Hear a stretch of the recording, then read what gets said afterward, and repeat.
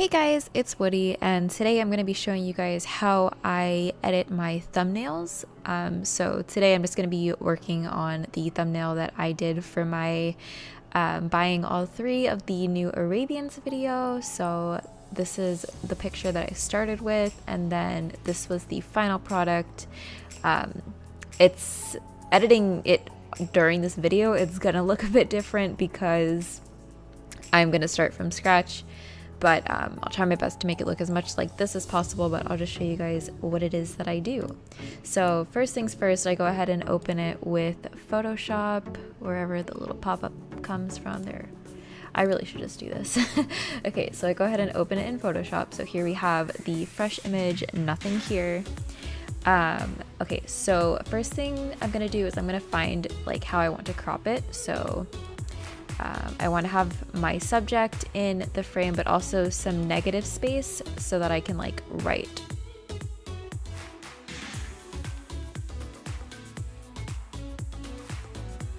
So I'm going to go ahead and zoom in a bit.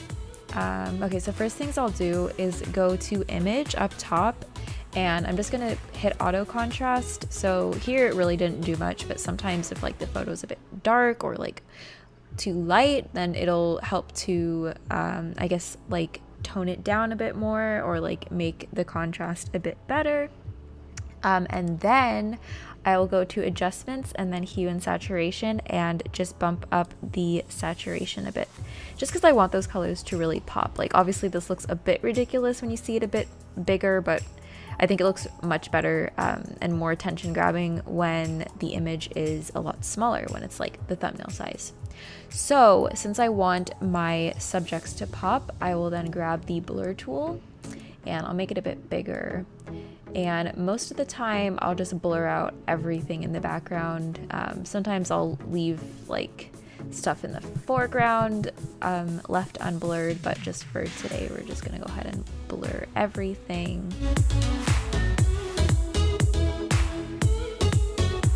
Okay, so once we get like the majority of the big areas, we're gonna go ahead and make it smaller, make our brush smaller. Oh, even smaller than that actually. And then we're gonna zoom in a bit more. Oh, just so that we can like really get in these little areas here and help it pop. So going back to the blur tool, like obviously it doesn't have to be perfect. It is a thumbnail after all, so most of the time it's not gonna be like a big image, so you don't have to be like too precise with it, or at least I'm not. I just really want my subject to stand out. So we're just gonna get rid of everything in the background.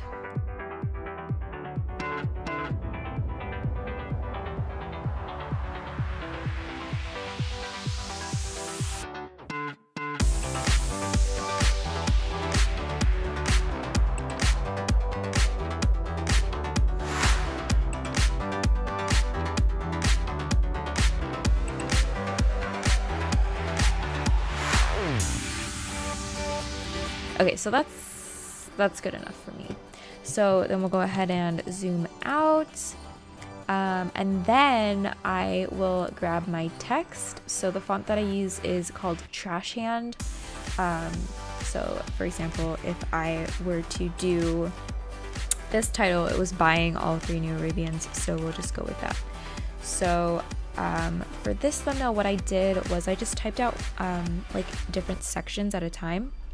So when I want to rotate it, I'll just do Control T and then I'll hold Shift, and you can see like how it snaps to certain positions, as opposed to if I don't hold Shift, it's just like I can be a lot more flexible with it. But since I want like this, I'm gonna just hold Shift while I'm rotating it, and then we're gonna go ahead and press OK. I might make that a bit bigger, I don't know. So then I said all three. And I mean, obviously this would look exactly the same, but whatever, it's just my process. So then we'll do all three. Oh my god, what did I do? Hang on, let me go drag this up because I feel like that's just like really weirdly placed. All three.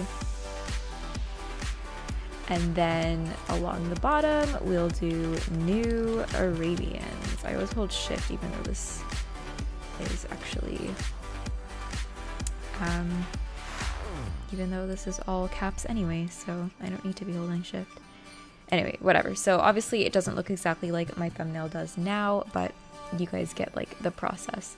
So then, even though like I haven't done like my my signature like brightness or like color behind the text, I will go ahead and grab the, I do not actually, these are all my files, it's really messy, so let me just go ahead and quickly grab the Star Stable logo that I have.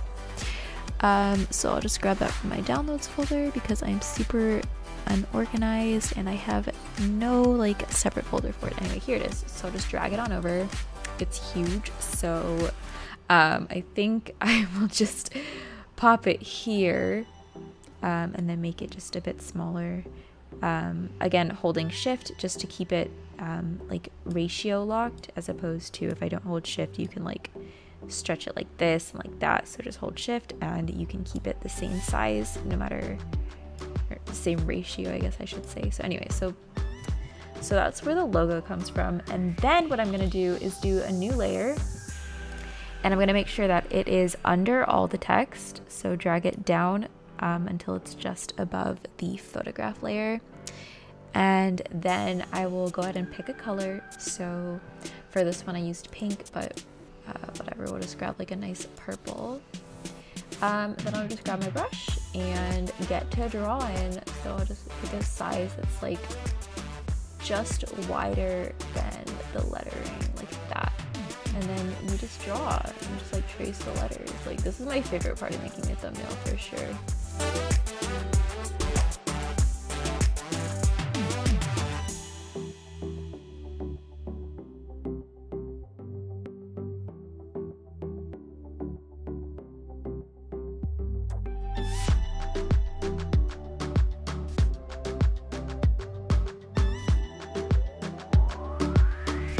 And honestly, that's really it. Like, it's that easy. You just blur out the background, edit and enhance the colors a little bit, drag the logo on, write your text, rotate it a bit, and then draw behind it. And that's how I do my thumbnails. Occasionally I will put my name on it, but lately I've been kind of lazy and I haven't really been doing that. So I'll just go ahead and type my name out.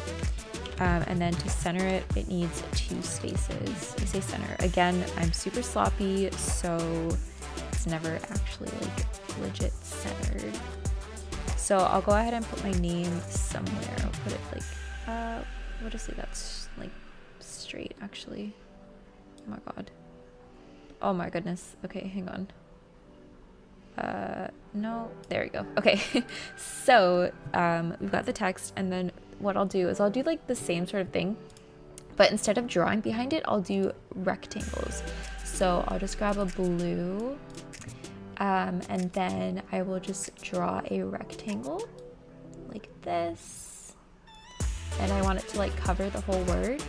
And by default, it'll be on top of the word. So I'll just go down here and drag it under.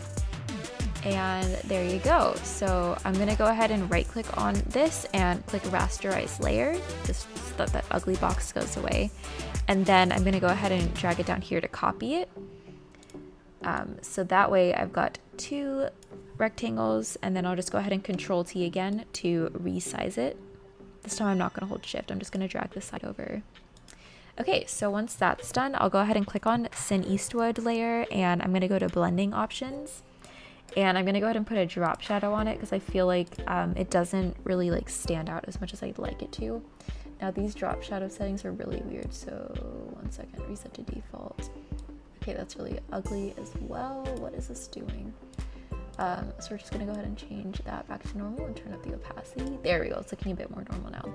So I just wanted to sort of stand out from the rectangle a bit.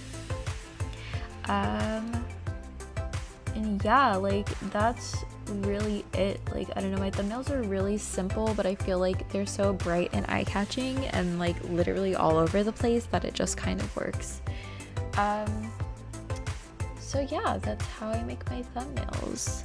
I hope you guys found this video helpful. If any of you guys are interested in starting your own channels or looking to change up your thumbnail style, if you do use this method, just let me know in the comment section. Not so much just because I want to be like, hey, you use this or whatever, but just because I want to see how like each of you guys adapt this in your own way and how it works out for you. So that's all for today's video. Thank you so much for watching and have a great day. Bye.